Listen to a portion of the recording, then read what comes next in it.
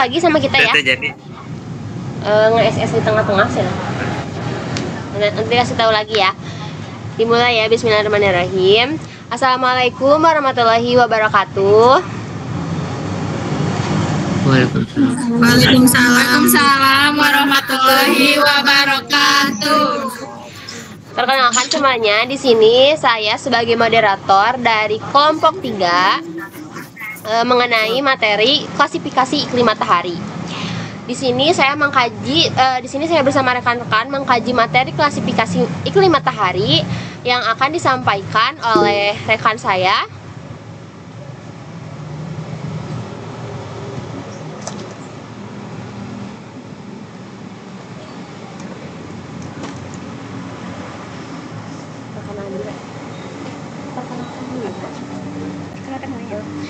Baik, perkenalkan nama saya Acha Najwa Salsabila. Di sini materi Baik, di sini. Baik, di sini saya dengan Acha Najwa Salsabila akan memaparkan materi tentang karakteristik iklim matahari. Terima kasih kepada moderator sebelumnya sudah mengizinkan saya untuk mempresentasikan hasil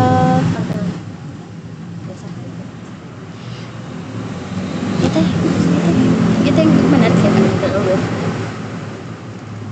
Oke, baik, di sini saya akan menjelaskan karakteristik matahari. Yang pertama, berdasarkan pada intensitas panas matahari yang diterima oleh suatu wilayah. Yang kedua, memiliki variasi pada ketinggian matahari. Yang ketiga, memiliki ketinggian matahari maksimum 90 derajat. Dan yang keempat, permukaannya tidak tegak lurus terhadap matahari. Oke, sebelum saya menjelaskan poin-poin tersebut, saya akan memaparkan dari karakteristik matahari. Yang pertama, ada massa, yang kedua ada diameter, yang ketiga gravitasi, yang keempat suhu, dan yang kelima permukaan, yang keenam periode rotasi. Oke, untuk yang pertama itu massa. Massa bisa dihitung dengan 333.400 kali massa bumi. Dan untuk diameternya 1.392.000 km atau 109 kali diameter bumi.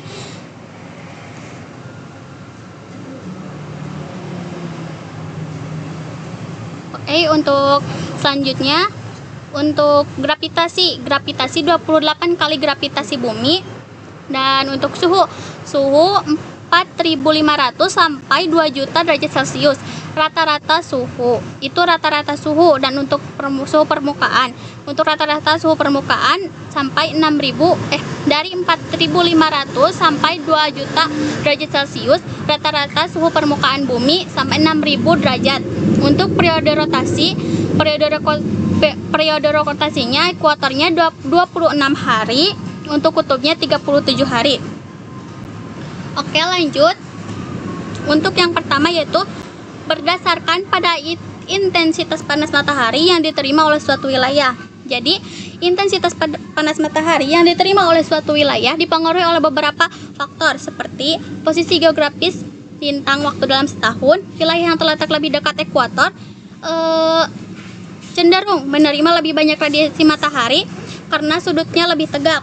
Dan sebaliknya, jika wilayahnya dekat kutub, menerima sinar matahari dengan sudut yang lebih miring sehingga intensitasnya lebih rendah. Selain itu, faktor seperti awan, hujan, dan polusi itu dapat mengurangi jumlah radiasi yang sampai ke permukaan bumi. Oke, next, untuk yang kedua, memiliki variasi pada ketinggian matahari.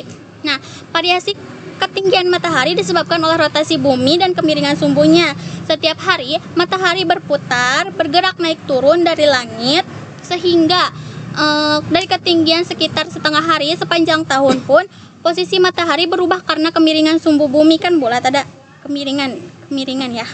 Jadi miring gitu ya.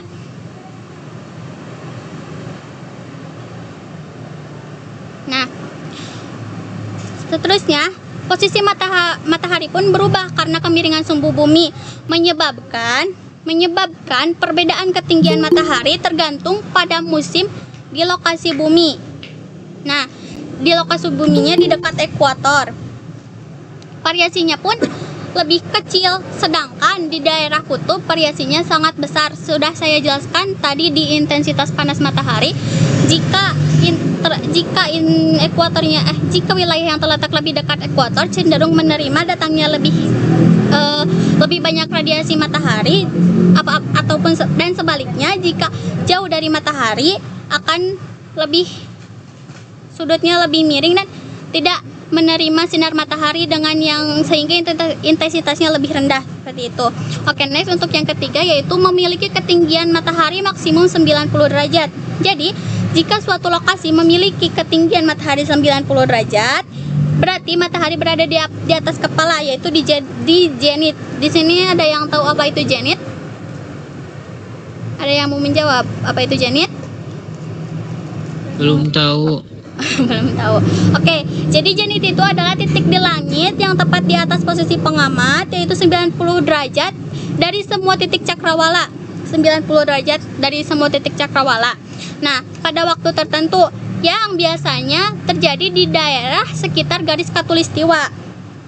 Ketinggian matahari maksimum 90 derajat penting dalam studi iklim dan energi surya karena intensitas matahari tertinggi dicapai ketika matahari berada tepat di atas kepala.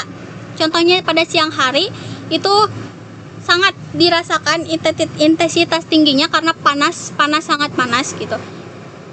Seterusnya, next, permukaannya tidak tegak lurus terhadap matahari.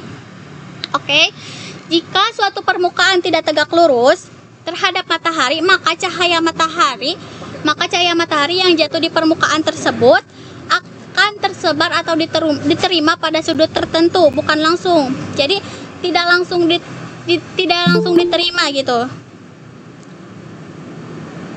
Maka matahari yang jatuh dari permukaan tersebut akan tersebar atau diterima pada sudut yang tertentu saja, jadi tidak langsung diterima, dan hal itu mengurangi intensitas cahaya yang diterima sehingga energi yang diserap oleh permukaan tersebut juga berkurang. Sekian. Oke, sebelum ke selanjutnya aku mau ngasih pertanyaan tadi ya. Ada hadiahnya kok. Zenit ada yang bisa ngejelasin gak zenit itu apa? Ayo nanti dikasih hadiah khusus. Keripik kaca 1 kilo. Stop.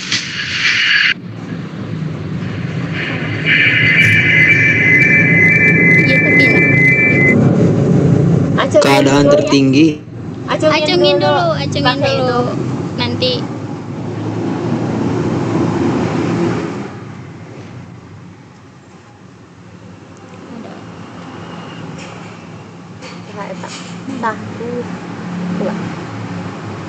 Enggak ada. Kamu ada? Di sini enggak ada. Enggak ada. Oke, siapa yang mau ngejawab? Langsung ngejawab aja. Ina? Tidak. Pertanyaan naon ya? Kan tadi tuh udah dijelasin apa itu zenit. Jadi diulang kembali apa itu zenit. Jadi dijelaskan kembali apa itu zenit. Enggak itu juga enggak apa sih? Enggak terlalu itu juga enggak apa-apa. Yang pentingnya aja. Aku. Sok. Siapa, Dewi? Ya.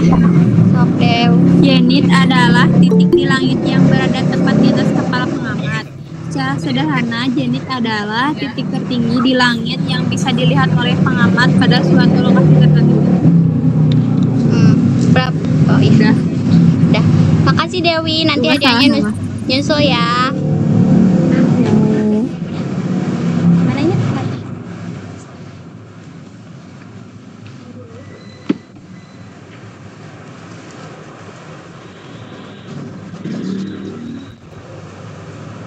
Baik teman-teman, terima kasih juga ya kepada Aca yang udah ngejelasin materi mengenai karakteristik dari iklim matahari. Nah, buat materi selanjutnya yang kedua mengenai iklim tropis dan subtropis yang akan disampaikan oleh rekan saya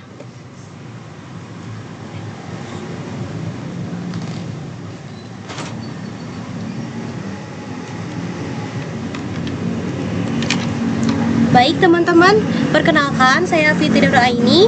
Selanjutnya kita akan belajar mengenai karakteristik iklim berdasarkan metode iklim matahari.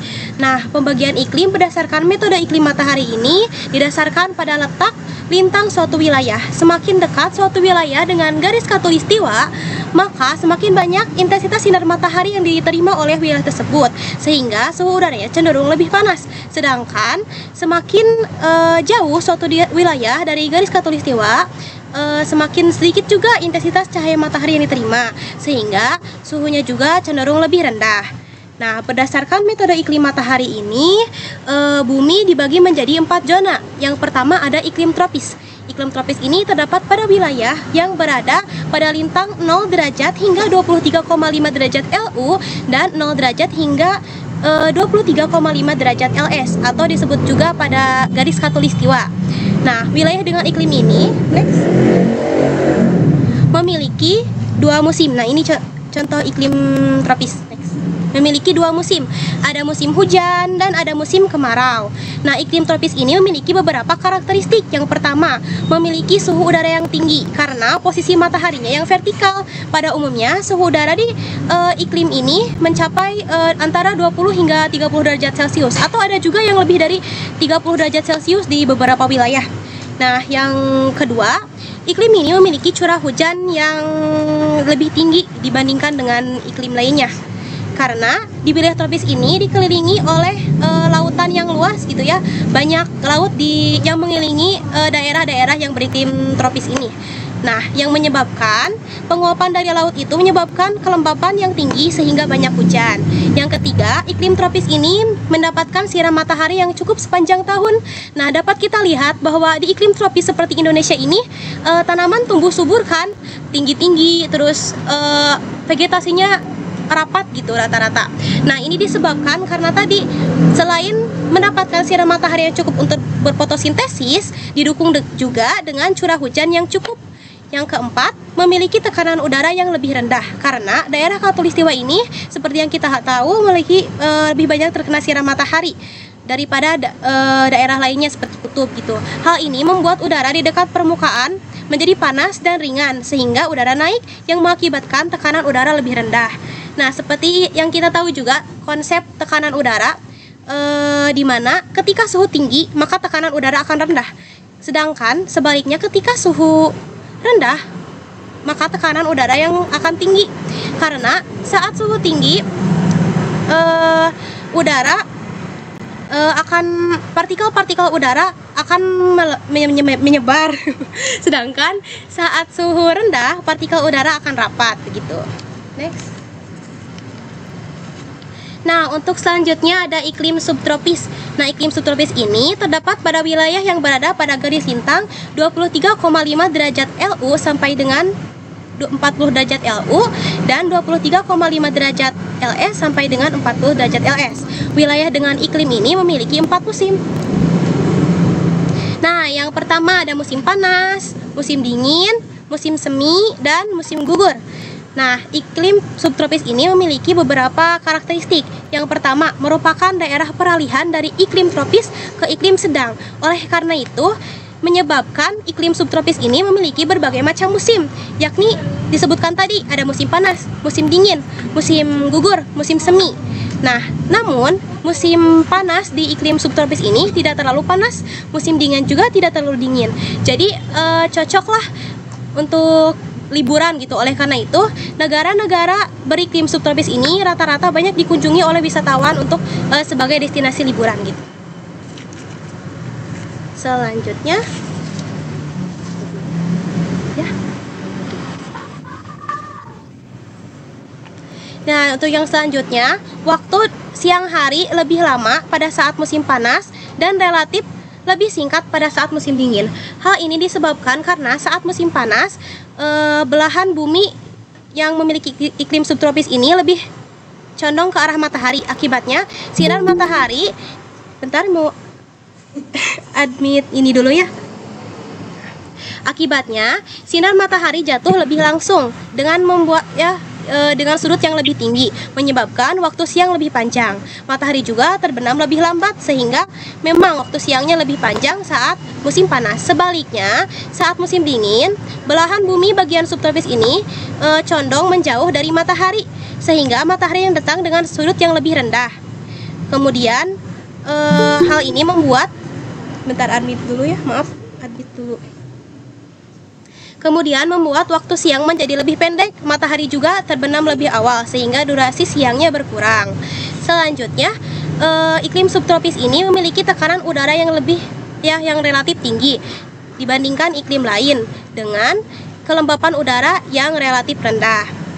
Nah, untuk yang kelima, daerah subtropis ini memiliki dibagi lagi menjadi 2 iklim. Nah, yang daerah subtropis yang musim hujannya jatuh pada musim dingin, sedangkan musim panasnya kering disebut iklim Mediterania. Sedangkan jika musim hujannya jatuh pada musim panas dan musim dinginnya kering disebut dengan iklim Tiongkok. Mungkin sekian materi dari saya, semoga dapat dipahami. Kurang lebihnya mohon maaf, saya kembalikan kepada moderator.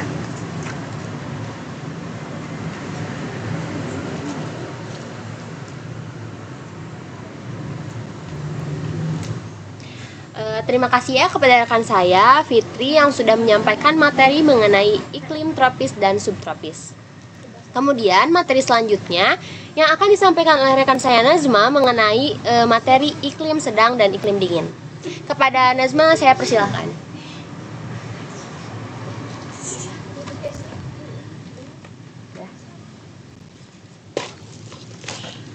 Baik, perkenalkan, nama saya Najma. Di sini saya akan menjelaskan materi mengenai iklim sedang. Daerah iklim sedang itu terletak antara 35 derajat lintang utara, 66,5 derajat lintang utara, 23,5 derajat dan 35 derajat lintang selatan hingga 66,5 derajat lintang selatan. Nah, dalam geografi, garis lintang sedang itu terletak di antara tropika dan lingkaran kutub. Perubahan di daerah ini antara musim panas dan musim dingin, biasanya sejuk dan tidak terlalu panas. Tetapi di wilayah benua seperti Amerika Utara itu variasi antara musim panas dan musim panas antara musim dingin itu biasa terjadi ekstrim. Selanjutnya ada karakteristik mengenai iklim sedang. Yang pertama itu biasanya banyak gerakan-gerakan udara yang siklonal, terus tekanan udaranya itu rendah, arah angin yang bertiup itu biasanya tidak menetap. Terus ada sering juga terjadi badai di sana. Yang kedua ada amplitudo suhu tahunan itu biasanya lebih besar, dan untuk amplitudo suhu harian itu biasanya lebih kecil dibandingkan dengan yang iklim tropis. Selanjutnya ada mengenai iklim dingin. Daerah iklim dingin ini terletak di antara 66,5 derajat lintang utara sampai 90 derajat lintang utara dan 66,5 derajat lintang selatan hingga 90 derajat lintang selatan. Iklim kutub adalah iklim dingin yang terdapat di daerah kutub. Di daerah musim dingin ini biasanya itu berlangsung lama. Untuk musim panasnya itu biasanya hanya singkat, dan udara di sana itu biasanya kering dan tanah-tanah itu membeku karena banyak es. Selanjutnya ada juga vegetasi di iklim dingin ini, terdapat lumut-lumut dan juga semak-semak. Wilayah di belahan bumi utara yaitu Amerika Utara, Greenland, dan pantai utara Siberia. Sedangkan di daerah selatan itu biasanya di Antartika.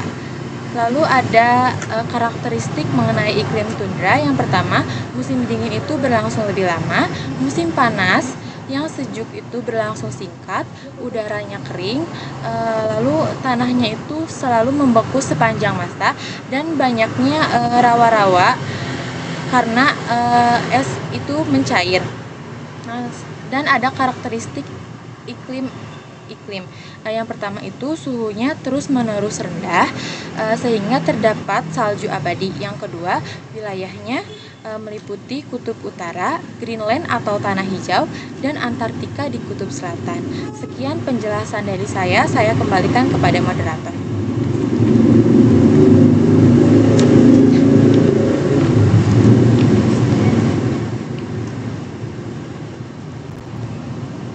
Baik, terima kasih kepada Nazma yang sudah menyampaikan materi mengenai iklim sedang dan iklim dingin.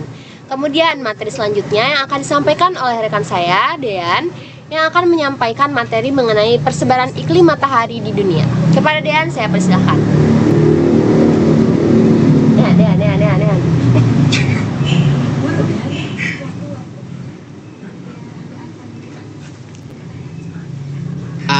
Dean, Repe. Baik, sebelumnya perkenalkan nama saya Dean Tarik Ramadan. Di sini saya akan menjelaskan tentang persebaran iklim matahari di dunia. Nah, yang pertama itu iklim tropis, yaitu daerah tropis ini terletak pada garis lintang 23,5 derajat lintang utara sampai 23,5 derajat lintang selatan. Nah, tropika adalah daerah di permukaan bumi yang secara geografis berada di daerah ekuator. Nah, selanjutnya itu persebarannya itu ada yang pertama ada di benua Asia, yaitu Asia Tenggara, Indonesia, Malaysia, Singapura, Brunei, Filipina, Thailand, Laos, Kamboja, Vietnam, Myanmar, dan Timor Leste. Yang kedua ada Asia Selatan, India, Bangladesh, Sri Lanka, dan Maladewa. Selanjutnya ada Asia Timur, yaitu Hong Kong dan Taiwan. Terus yang keempat ada Asia Barat, yaitu Yaman, Arab Saudi, Oman, dan Emirat Arab. Yang kedua ada benua Amerika. Nah, benua Amerika itu ada Ekuador, Kolombia, Venezuela, Brazil, Guyana, Suriname, Peru, Bolivia, dan Panama. Terus ada semua negara di Amerika Tengah dan Karibia, dan sebagian di Meksiko. Yang ketiga ada benua Afrika, yaitu Afrika Barat, Benin, Brunei, Gambia, Ghana, Guinea, Mali, Nigeria, Pantai Gading, Senegal, Tanjung Verde, dan Lome. Selanjutnya ada di Afrika Timur, yaitu Burundi, Kenya, Komoro, Madagaskar, Malawi, Mauritius, Mozambik, Somalia, Sudan Selatan, Tanzania, dan Uganda. Terus ada di Afrika Utara, yaitu di Chad, Niger, dan Sahara Barat. Yang kedua ada iklim subtropis, yaitu terletak pada antara 23,5 derajat LU, 35 derajat LU, dan 23,5 derajat lintang selatan sampai 35 derajat lintang selatan. Nah, subtropis adalah wilayah bumi yang berada di bagian utara dan selatan. Nah, daerah subtropis di belahan bumi utara itu meliputi sebagian besar Eropa kecuali Skandinavia, kawasan Asia Tengah, Asia Timur, dan Asia Barat sebelah utara, Amerika Serikat dan sekelilingnya, Amerika Utara, dan Afrika bagian selatan. Nah, sedangkan daerah di bagian selatan itu meliputi Australia dan bagian selatan Amerika Selatan. Yang keempat ada iklim sedang, yaitu daerah iklim yang terletak antara 35 derajat LU, 66,5 derajat LU, 23,5 derajat dan 35 derajat lintang selatan sampai 66,5 derajat lintang selatan. Wilayah yang memiliki iklim sedang berada di sebagian besar benua Eropa, seperti Denmark, Jerman, Italia, Prancis, Inggris, Irlandia, Mongolia, Rumania, dan Ukraina. Yang kelima ada iklim kutub, yaitu daerah iklim dingin terletak antara 66,5 derajat lintang utara, 90 derajat lintang utara, dan 66,5 derajat lintang selatan sampai 90 derajat lintang selatan. Iklim kutub adalah iklim dingin yang terdapat di daerah kutub. Nah, beberapa negara yang memiliki iklim dingin yaitu Alaska, Kanada, Islandia, Swedia, Greenland, Norwegia, Finlandia, Rusia bagian utara, dan benua Amerika. Nah, mungkin cukup sekian dari saya, kurang lebihnya mohon maaf. Saya kembalikan kepada moderator.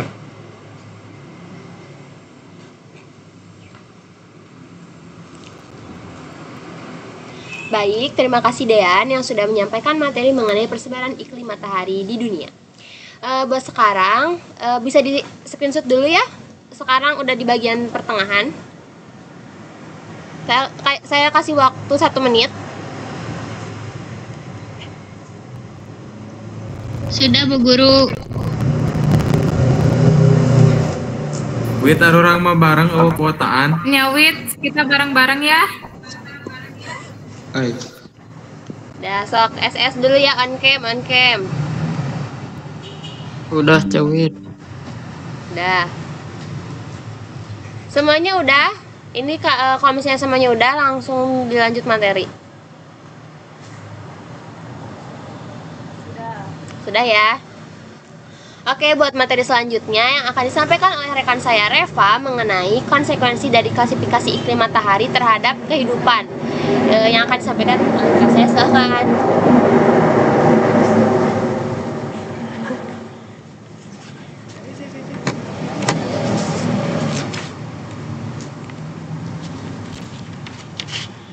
Baik, terima kasih kepada moderator yang telah mempersilahkan saya untuk menyampaikan mengenai tentang materi klasifikasi iklim matahari. Nah, konsekuensi. Sebelumnya izin memperkenalkan diri, perkenalkan nama saya Reva Nur Fajri. Klasifikasi iklim matahari ini memiliki beberapa pengaruh yang penting bagi kehidupan di permukaan bumi ini. Nah, yang pertama itu ada suhu dan pola cuaca. Penyerapan energi matahari ini memengaruhi suhu di berbagai wilayah. Daerah tropis menerima lebih banyak energi matahari sehingga menjadi lebih hangat. Nah, sedangkan untuk daerah kutub ini menerima lebih sedikit energi matahari yang menjadi lebih dingin. Nah, hal ini membentuk pola cuaca yang sangat beragam seperti iklim tropis yang relatif basah dan juga iklim kutub yang kering dan beku. Untuk penjelasan yang kedua yaitu ketersediaan air dan curah hujan. Wilayah yang lebih dekat dengan ekuator umumnya memiliki curah hujan yang lebih tinggi. Kenapa? Karena proses penguapan yang intensif dan juga pembentukan awan hujan. Nah, sebaliknya wilayah yang lebih jauh dari ekuator ini cenderung lebih kering. Kenapa? Karena semakin jauh dari ekuator, intensitas sinar matahari yang diterima ini lebih rendah sehingga suhu rata-ratanya ini lebih dingin. Nah, udara dingin ini cenderung menahan lebih sedikit uap air dibanding dengan udara yang hangat. Nah, sehingga curah hujannya itu berkurang. Terus untuk selanjutnya yaitu kehidupan tumbuhan dan hewan. Nah, klasifikasi iklim matahari ini memengaruhi distribusi ekosistem. Daerah tropis yang hangat dan lembab mendukung keanekaragaman hayati yang tinggi, sementara daerah kutub yang dingin atau gurun yang kering mendukung kehidupan yang lebih terbatas dan adaptif terhadap kondisi ekstrim. Ada juga persebaran mengenai jenis flora dan fauna di beberapa wilayah, yaitu yang pertama ada wilayah iklim tropis seperti pinus atau tusam, kayu hitam, akasia, meranti, dan lainnya. Terus ada juga fauna yang terdapat di wilayah iklim tropis, yaitu fauna seperti fauna Afrika yang terdiri dari gorila, unta, gajah, kuda Nil. Terus ada fauna Australis serta kepulauan Pasifik dan Indonesia seperti cendrawasih, platypus, dan kakak tua. Terus ada fauna Asia Tenggara, Asia Selatan, dan Indonesia Barat yang terdiri dari orangutan, harimau, ikan, badak, beruang, rusa, dan lainnya. Terus ada juga jenis flora yang hidup di wilayah subtropis yaitu lavender, sakura, mosros, dan tulip, dan lainnya. Terus ada juga jenis fauna yang hidup di wilayah subtropis itu yaitu ada rusa, macan kumbang, sambar, menjangan, tupai. Terus ada flora yang terdapat di wilayah iklim sedang yaitu bambu, pinus, pakis, cemara. Terus ada juga fauna itu seperti kelinci, tikus salju, beruang grizzly, serigala. Terus ada juga jenis tumbuhan yang hidup di wilayah tundra yaitu lumut-lumutan dan semak. Terus ada juga salah satu hewan yang hidup di wilayah ini adalah rusa kutub. Nah, wilayah kutub ini tertutup salju dan es abadi sepanjang tahun sehingga tidak memungkinkan bagi tanaman untuk hidup dan berkembang. Nah, hewan yang hidup di wilayah ini yaitu beruang kutub di wilayah kutub utara dan penguin di wilayah kutub selatan. Mungkin sekian penjelasan dari saya. Mohon maaf bila terdapat kesalahan dan serta kekurangan. Saya kembalikan kepada moderator.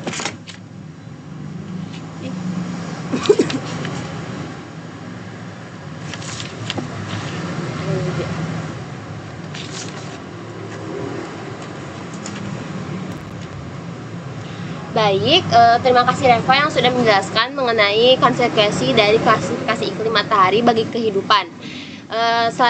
Barusan kan Reva menjelaskan dari poin 1 sampai 3. Di sini saya sendiri yang akan menjelaskan dari poin 4 sampai poin 7. Yang poin 4 itu dampaknya, konsekuensi dari klasifikasi iklim matahari itu yang pertama terhadap pertanian dan ketahanan pangan.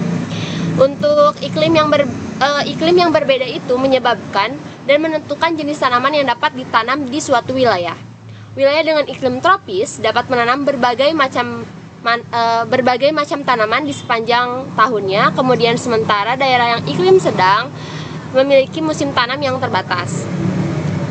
Kemudian wilayah kutub atau gurun, wilayah tersebut itu sulit untuk menjadi wilayah pertanian karena kondisi tanah dan cuaca yang tidak mendukung. Kemudian poin kelima, pemukiman dan pola kehidupan manusia. Iklim sangat mempengaruhi di mana manusia memilih untuk tempat tinggal. Daerah dengan iklim yang lebih sejuk dan subur seperti iklim tropis dan subtropis lebih padat penduduknya. Sementara wilayah dengan iklim yang ekstrim lebih sedikit penduduknya seperti daerah kutub atau gurun. Daerah tersebut tidak diminati oleh oleh manusia untuk menjadi tempat tinggal karena kondisinya yang tidak memungkinkan untuk dijadikan tempat tinggal yang nyaman. Kemudian poin yang keenam merupakan budaya dan ekonomi lokal. Iklim sangat mempengaruhi kebiasaan, budaya, dan ekonomi manusia. Daerah dengan musim dingin di sepanjang musim dingin yang panjang memiliki cara bertahan hidup yang berbeda dibandingkan daerah yang beriklim tropis. Kemudian misalnya di wilayah yang beriklim dingin, bangunan dirancang untuk menahan suhu rendah dan banyak aktivitas ekonomi juga yang bergantung pada penyesuaian musim. Misalnya kalau kita berkunjung atau berpariwisata ke luar negeri untuk melihat salju, nah itu kan harus ditentukan pada musim salju saja. Kalau misalnya kalian pengen melihat salju, nah contohnya bukan contoh dari musim salju tersebut ya. Kalau misalnya kalian pengen ngelihat aurora, kalian tahu aurora gak? Destinasi wisata itu kan itu dikunjunginya kalau semisal musim dingin saja kan, tidak sepanjang waktu kalian bisa melihat fenomena aurora tersebut. Kemudian yang ketujuh itu dampak lingkungan dan perubahan iklim. Iklim yang didasarkan pada distribusi energi matahari juga berperan penting dalam memahami dampak perubahan iklim. Perubahan dalam distribusi energi akibat fenomena seperti pemanasan global dapat mengubah pola cuaca global, meningkatkan kejadian ekstrim seperti badai, kekeringan, dan banjir. Hal itu mempengaruhi ekosistem, pertanian, dan kehidupan manusia di seluruh dunia. Cukup sekian materi yang sudah saya dan rekan saya kaji mengenai klasifikasi iklim matahari. Di sini saya sebagai moderator membuka sesi diskusi bagi siapapun yang akan bertanya, saya persilakan. Oke, yang pertama mengacungkan ada Aldo Aditya, silakan. Izin ya, maaf on cam, off cam soalnya lagi ada halangan nih. Iya, boleh boleh kan off cam? Boleh. Oh. Nah, kan tadi kan yang sudah Wiwit jelaskan ya, ada aurora. Yeah. Aurora kan munculnya setiap musim dingin nih. Iya. Nah, bagaimana sih aurora tersebut bisa terbentuk? Jadi Aldo nanya tentang cara pembentukan aurora. Ya. Ya, boleh. Selanjutnya ada Nurul Habibah, saya persilahkan. Terima kasih. Ya, makasih juga Aldo. Saya tampung dulu ya pertanyaannya. Nurul, kok lagi di mana Nurul? Untuk pertanyaannya. Ya. Boleh lebih keras lagi nggak? Mengingat adanya perubahan kan pada suhu bumi dan aktivitas matahari yang naik turun. Apakah klasifikasi matahari ini cukup fleksibel untuk menyesuaikan dengan kondisi iklim masa depan? coba lebih keras lagi. Nurul, bisa gak? Maaf. Oh, sebentar. Apakah apa? Itu teh tadi.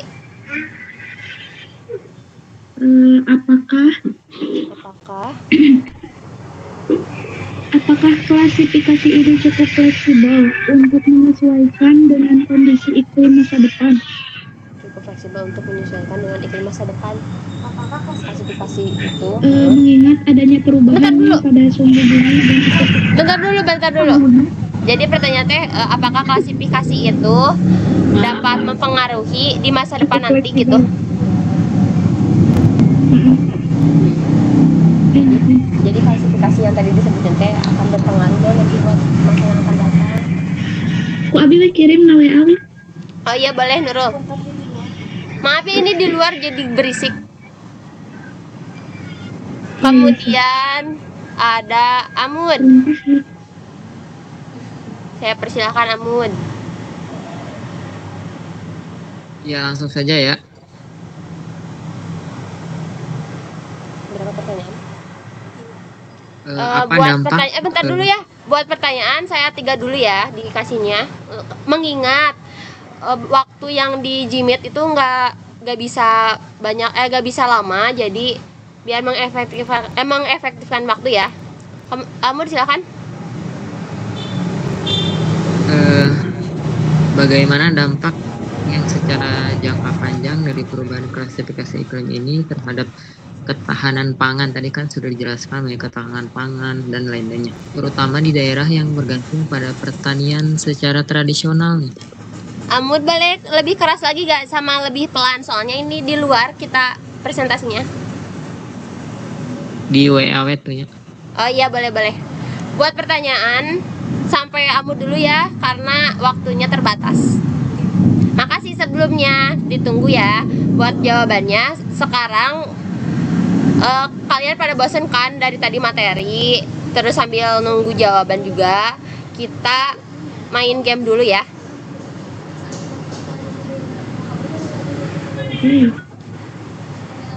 Bentar ya, nanti linknya sama kelompok dikirim di sama aku, sama Fitri dikirim di grup kelas ya.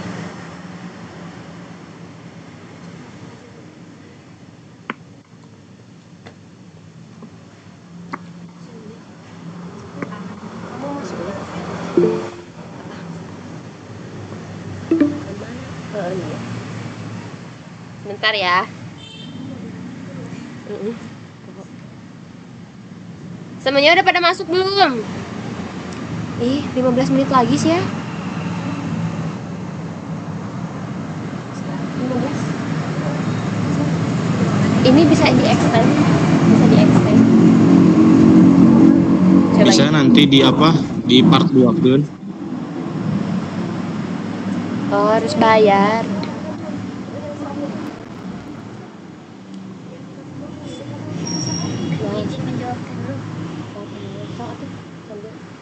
Sambil gamenya berjalan, izin menjawab pertanyaan dari Nurul Habibah ya. Oke, baik. Nurul Habibah di sini pertanyaannya, mengingat adanya perubahan pada sumbu bumi dan aktivitas matahari yang naik turun, apakah klasifikasi ini cukup fleksibel untuk menyesuaikan dengan kondisi iklim di masa depan? Oke, baik, jawabannya secara keseluruhan, meskipun faktor-faktor astronomis dapat mempengaruhi iklim yang jangka panjang, jadi klasifikasi iklim yang ada saat ini cukup fleksibel untuk diadaptasi dengan perkembangan terbaru, baik itu yang disebabkan oleh perubahan alami atau faktor-faktor yang dipicu oleh aktivitas manusia. Nah, adaptasi klasifikasi ini akan menjadi penting dalam merespons perubahan iklim di masa depan. Baik, Nurul, gimana jawabannya? Apakah cukup? Cukup. Ya, baik. Terima kasih, Eca. Ya, sama-sama.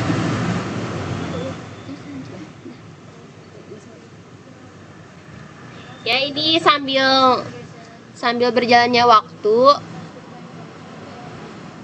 gamenya tetap berjalannya sambil dijawab juga pertanyaan-pertanyaannya.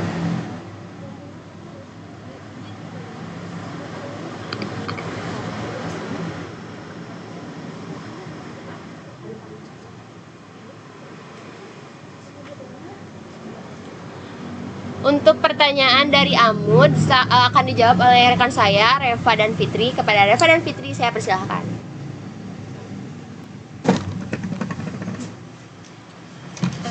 Halo. Halo, bisa gue dulu. Jadi, Amud itu tadi bertanya, dampak jangka panjang perubahan klasifikasi iklim matahari terhadap ketahanan pangan di daerah pertanian tradisional. Nah, untuk dampak itu yang pertama itu ada pergeseran zona iklim. Nah, wilayah tropis ini, daerah tropis yang meluas ke arah subtropis dapat meningkatkan suhu dan mengurangi curah hujan di beberapa wilayah, menyebabkan kekeringan lebih sering terjadi. Nah, terus kalau wilayah subtropis dan sedang, pergeseran iklim dapat menyebabkan wilayah subtropis menjadi lebih panas dan kering, mengubah padang rumput menjadi gurun. Oke, izin menambahkan juga ya.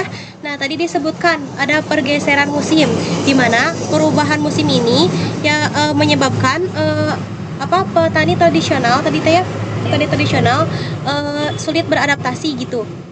Di mana perubahan musim yang terjadi secara tiba-tiba ini menyebabkan misal tanaman yang tahan dengan iklim panas terus tiba-tiba terjadi hujan, maka akan menyebabkan tanaman itu gagal panen. Sebaliknya, tanamannya yang tahan dengan curah hujan yang cukup itu terus kemudian dilanda kekeringan atau kemarau. Nah, sebaliknya itu juga akan membuat tanaman gagal panen juga gitu.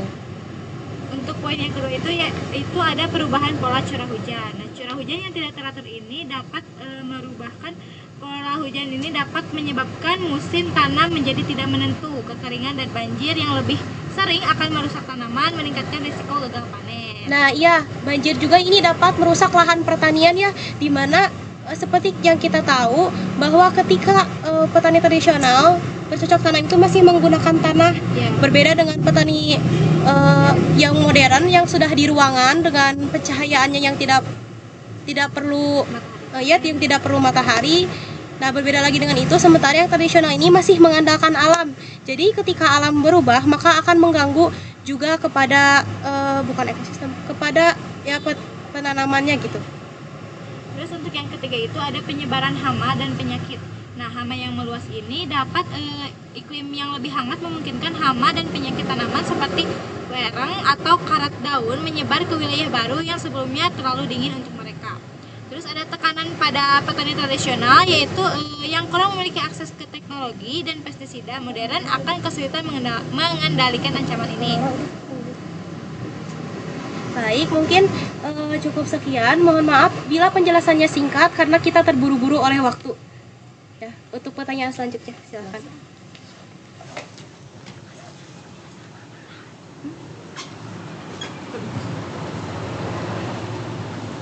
Baik, apakah jawaban dari rekan saya cukup, Mun? Udah.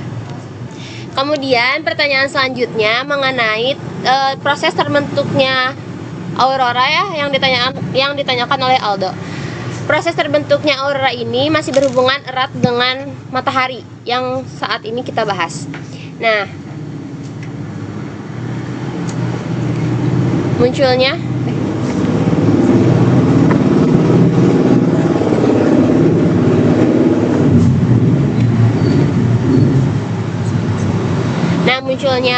aurora ini terjadi karena adanya temperatur di lapisan luar matahari yang berkisaran ribuan derajat Celcius itu berbentur atau berkoalisi dan berinteraksi antara molekul gas yang sering terjadi, dan hal itu menimbulkan ledakan. Nah, kemudian dari hasil tersebut, partikel listrik yang dipantulkan oleh matahari itu jadi kan aurora itu berwarna-warni ya. Nah, berwarna-warni itu disebabkan karena adanya partikel gas yang bertabrakan tadi yang saya sebutkan. Nah, kemudian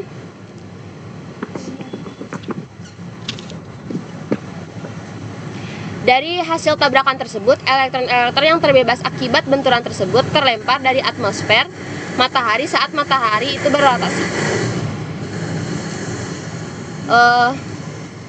Ya, karena waktunya terbatas banget ya, Aldo, apakah jawaban saya sudah cukup? Aldo nanti udah. Cukup. Terima kasih. Makasih juga udah atas pertanyaannya. Nah, untuk sekarang masuk ke sesi game. Nah, gamenya tadi udah berlanjut ya. Saya akan menampilkan leaderboardnya. Bentar ya, nanti ada hadiahnya kok.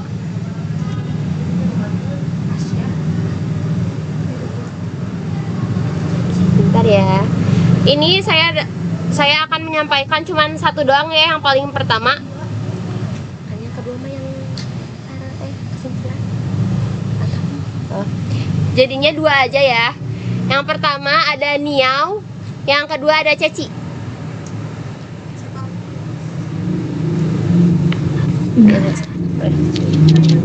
Kepada Nia dan Ceci, tepuk tangan dong. Jadi hadiahnya ada oleh-oleh dari berbagai iklim. Yang pertama ada oleh-oleh dari iklim kutub. Itu iklim kutub. Yang Oleh-oleh dari kedua matahari. ada oleh-oleh dari iklim subtropis. Lucu. Nanti ya hadiahnya menyusul. Hadiahnya menyusul kalau ketemu di kelas. Sini. Buka tuh.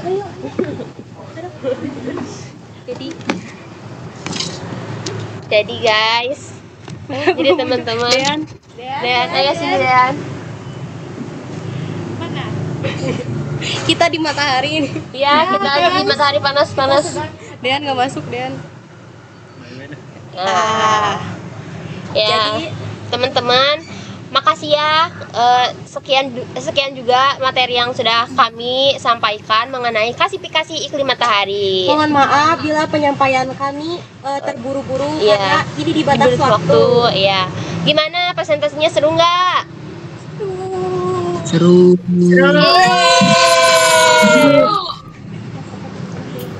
Oke teman-teman, boleh live ya. Makasih. Maaf tadi aku nggak penutup. Ini foto dari Moyo di akhir. Seru banget. SS dulu ih. SS dulu. Bentar.